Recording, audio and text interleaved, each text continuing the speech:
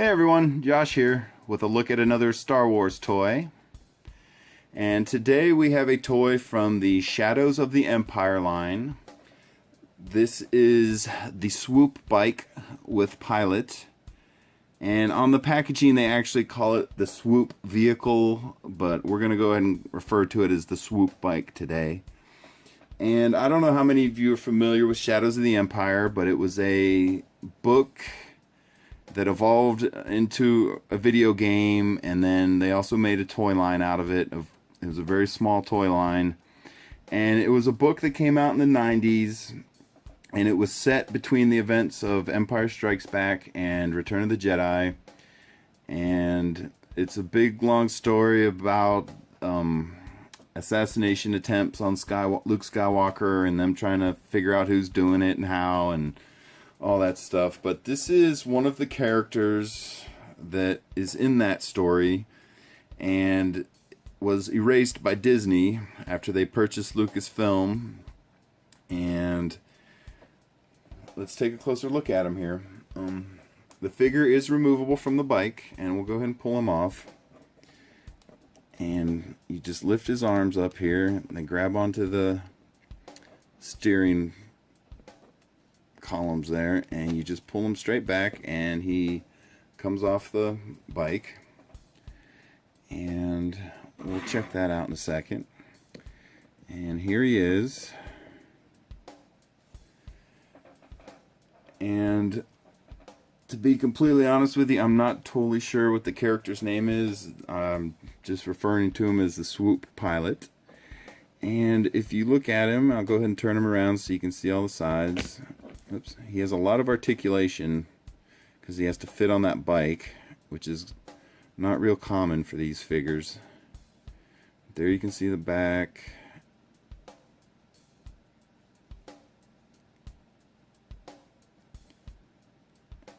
And the sides, of course. And let's check out his movement.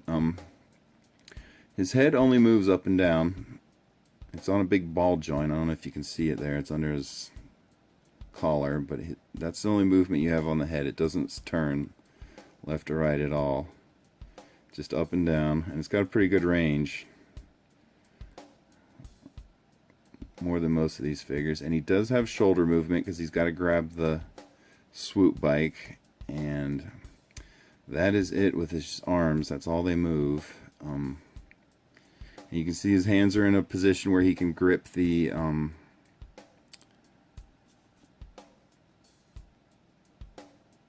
steering mechanism on the bike. I'm trying to get him to focus here. But you can see the hands are in a gripping position. And that's the only movement on the arms, is at the shoulder. And he has no waist movement. He's stuck in that position. But his legs do move a whole bunch because he's got to fit on the bike. And he's got hip movement on both legs. And he has knee joints, which is pretty rare for Star Wars figures. Or, I guess, uncommon. And you saw how he fits on the bike. So let's check out the bike real quick. See if we can actually get him to stand up. Alright. And here's a closer look at the bike. It has some pretty interesting features. I'll go ahead and show you all sides of it real quick. And there's the back. It's just a sticker.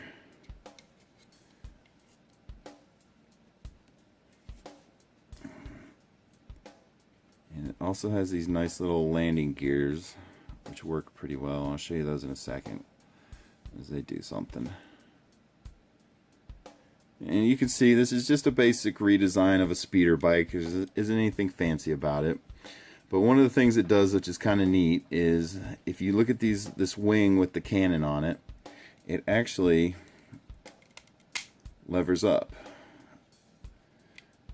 And there's another little wing on the back on the other side here, and that one also comes up, and it's so he can shoot the missiles without hitting the bike or his leg, because it's normally tucked down there by his foot. And you can see it has this big upswing position where you can put it up. It's up near his arms and his shoulders.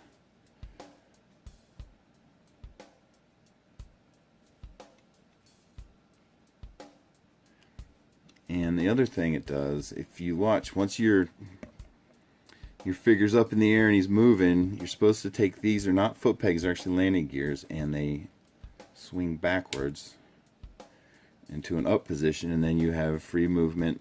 You don't have to worry about scraping the ground and all that. But that's what it looks like with all the pieces unfolded in their up and out position, I guess you would say.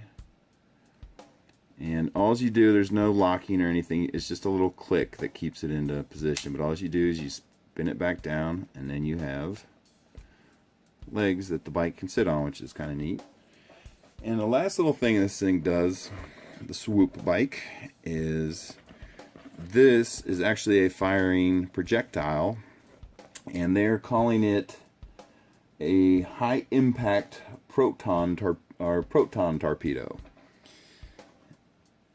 And all you do, if you look really closely here, you'll see there's a little tiny button right here, and what you're going to do is you just hit the button and the projectile shoots. Show you that again. And just to load it, all you do is nothing fancy. You just slide it in, line up the slots, and it's pushed till you hear click, and there you go.